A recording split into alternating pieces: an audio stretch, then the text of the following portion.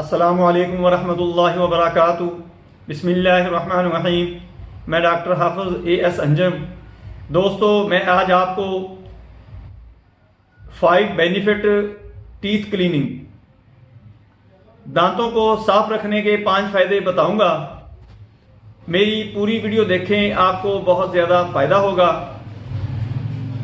दोस्तों, दांतों को साफ रखने का जो पहला फायदा होता है वो माउथ स्मेल, मुंह की जो बदबू होती है वो ख़त्म हो जाती है। मुंह की बदबू जो होती है वो इंतहाई नागवार होती है, क्योंकि जो करीब बैठते हैं या जिनके साथ बंदा बात करता है उनको इंतहाई नागवार गुजरती है। इसलिए कोई बात करना या करीब बैठना पसंद नहीं करता। अगर आप किसी दफ्तर में काम करते हैं, आप किसी जगह पे मेहमान गए हुए हैं या आपकी कोई पब्लिक डीलिंग है, तो लोग आपसे नागवारी महसूस करते हैं। इसलिए दांत साफ रखने से जो सबसे पहला बेनिफिट और बड़ा ही अहम बेनिफिट है वो माउथ स्मेल है, मुंह की बदबू। दूसरे नंबर पे जो चीज आती है वो है टीथ हेल्थ, दांतों की सेहत। दांत साफ रखने से दांतों को इन्फेक्शन नहीं होता, दांत खराब नहीं होते, दांत सेहतमंद रहते हैं। जब सेहतमंद दांत होंगे तो आपकी सेहत भी बरकरार रहेगी, क्योंकि दांतों की सेहत के साथ ही आपकी सेहत, बॉडी की सेहत, इंसान की सेहत जुड़ी हुई है। इसलिए दूसरा बेनिफिट ये भी बहुत ही अहम बेनिफिट है कि सिर्फ दांत साफ रखने हैं आपने।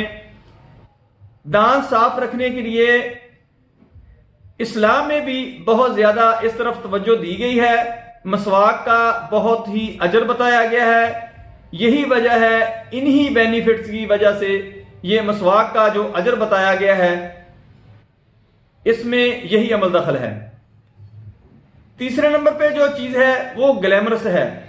जब आपके दांतों की सेहत ठीक रहेगी, दांतों को इन्फेक्शन नहीं होगा, दांत निकलवाने नहीं पड़ेंगे, दांत गिरेंगे नहीं, दांत सेहत में होंगे, तो चेहरे की जो शेप होगी, जो चेहरे की खूबसूरती होगी वो तादेर कायम रहेगी, बरकरार रहेगी।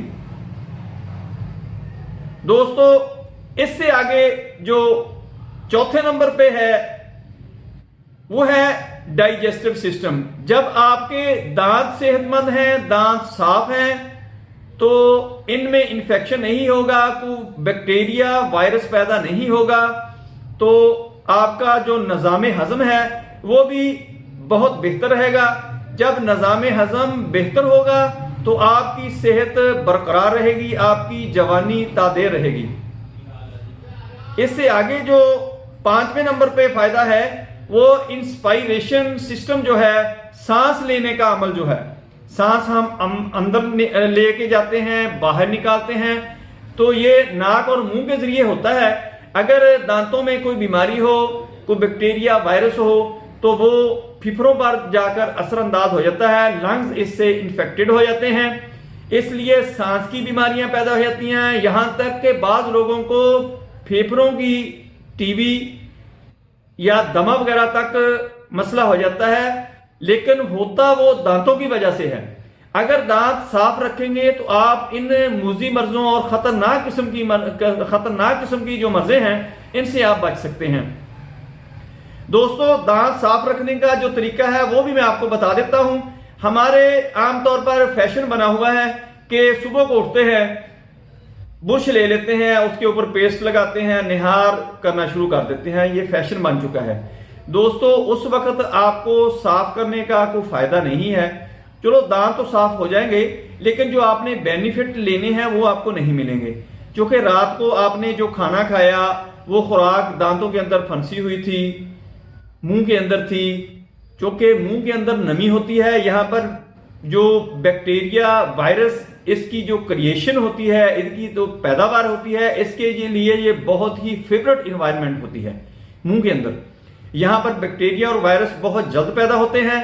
इसलिए जो रात को इन्फेक्शन होना था, बैक्टीरिया, वायरस पैदा होना था, वो तो पैदा हो चुका है, आपने साफ ही नहीं किया उसको।